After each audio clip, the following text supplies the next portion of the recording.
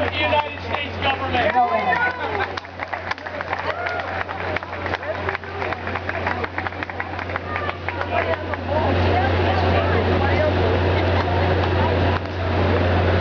Friends, isn't it great to be able to stand at a freedom rally unafraid of those that would try and do us harm?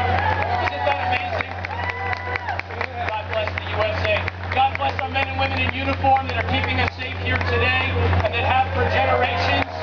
Thank you, men, women. Thank you. Thank you. You know, freedom is a lot like sausage. Everybody loves it, but nobody wants to know how it's made. Think about that. It's made by men and women in dark corners of this land and in others, doing things that many would think are impossible.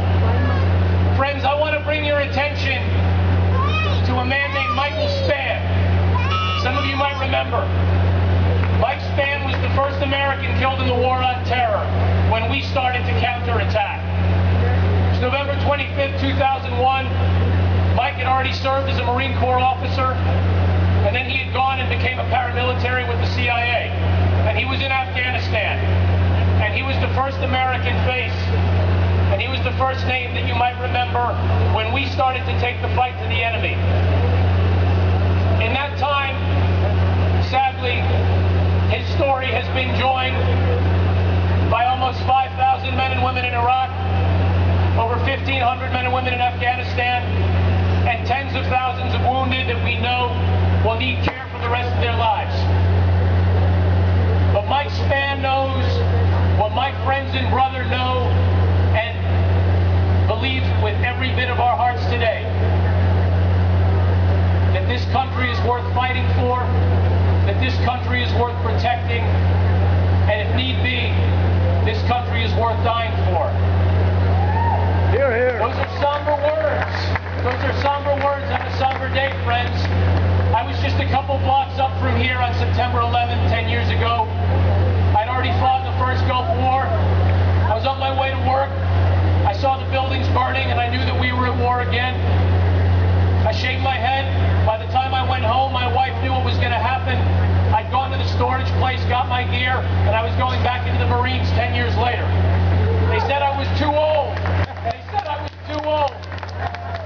I had to knock on a lot of doors, get a lot of permission. Friends, I had the honor of leading Marines in Fallujah. Have you heard of that place? Yeah. It's a nice place to visit, but you wouldn't want to live there. I see a Vietnam veteran. Thank you, brother. If you're a veteran, will you raise your hand so we can honor you, please? New York, fire, police, we honor you with a round of applause, please.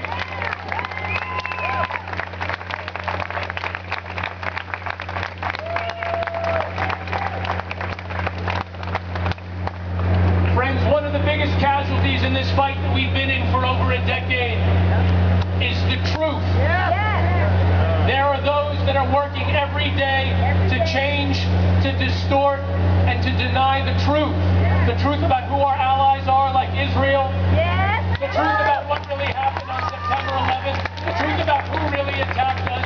The truth about the war that we are in for our country, both here at home and abroad. Friends, I got up from North Carolina last night. I live in Wilmington. My wife and 2 children. I got in at 2 o'clock in the morning and CNN had a special on 9/11. And in one image they had Cindy Sheehan, and in the next they had President Bush. And in one image they had Daisy Khan, the wife of Imam Raouf. And in the next image they had Don Rumsfeld, as if there was some kind of moral parity, as if we ought to be giving equivalent time to all these positions in the name of tolerance. Friends, I was stunned. I was stunned. It's up to us to remember the truth. Friends, 2 days ago, I was stunned. On MSNBC, they had a program, and do you know who was offering security commentary? Have you heard of Jamie Gorelick? Jamie Gorelick was a Deputy Attorney General during the Clinton era.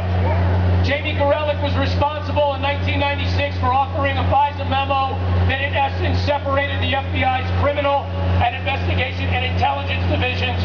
In essence, she helped to build what they call the Chinese Wall. This person, as much as any single person can, owns responsibility for the blindness that led to our attack. And yet, she had a position on the 9/11 Commission, and it was only when Attorney General Ashcroft stood in front of that commission and said, none of you here know, but a very person sitting on this board with you was one of the authors of the very memo that allowed our FBI to be blinded. And he declassified that memo, and he added Jamie Gorelick to that commission. I'm telling you this story because there are facts that we need to know. It's not enough to wave a flag. You need to know the facts. You need to be able to share the truth with your friends and neighbors. Because you know what? As exciting as it is to look around and see your faces, there aren't enough of you here. Do you know why? Because you need to be doing more work. You need to be doing harder work. Going out, reaching out to your friends and your neighbors and the people that you don't know. You need to be willing to step outside your comfort zone and talk about what the real cost is and what the real stakes are for this country. Because friends, if we don't do that now, we're going to lose an opportunity to stand for what's right. And standing for what's right means having men and women in leadership that do not think it's appropriate to have a mosque at Ground Zero. Does anyone here think that that's a good idea? No! It stuns me. Let me tell you something. You are in solidarity. There are men and women across the country today that are in freedom rallies and patriot rallies all over America. It's not just here at Ground Zero in New York. Do you know why? Because it wasn't New York that was attacked on September 11th. It was America that was attacked on September 11th. And there are men and women just like you around the country that are standing, that are letting their voices be heard. But the same challenge that goes to them goes to you. Are you smart about what this Durban conference means? Do you understand Turkey's role in this flotilla? Do you appreciate what Iranian gunboats in the Mediterranean means? Do you understand how all these pieces are connected? Do you understand how the networks are connected? Because if you don't, friends, I've got a homework assignment for you, and nobody likes it. But you've got to go out and learn. You've got to get educated, and you've got to share the facts and the truth with your friends and with others. Because not enough of us know the truth, and instead, the realities are being whitewashed by a media that is frankly complicit.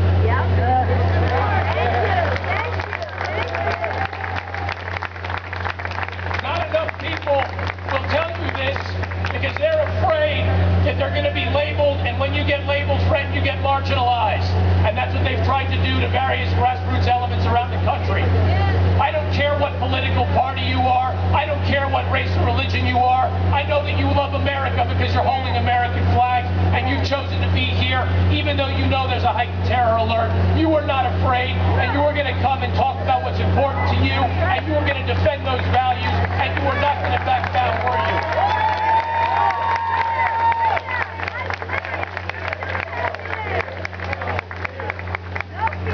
Friends, in parting, I want to leave you with a thought.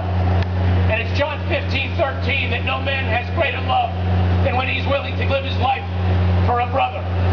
I want you to remember and to honor not just all of the victims that we lost when we were attacked tragically, but I want you to honor all of the families that chose in that moment and in the aftermath to stop their life and to put on a uniform to go serve. Men like Pat Tillman, men like the Navy SEALs that we just lost in this recent operation. Because, friends, there are thousands of them. There are thousands of them out there. Friends, I want to leave you with a parting thought. Blessed are the peacemakers, for they're the children of God. I hope that each one of you is thanking a man and woman in uniform today. I hope that each one of you reaches out to a friend and neighbor that you might know that's serving. And I'm going to leave you with something to put a smile on your face. I have two little boys, and the older one said to me, "Daddy, I want to be a Navy SEAL." And his little brother said, "Daddy, I want to be a Navy shark." Thank you very much.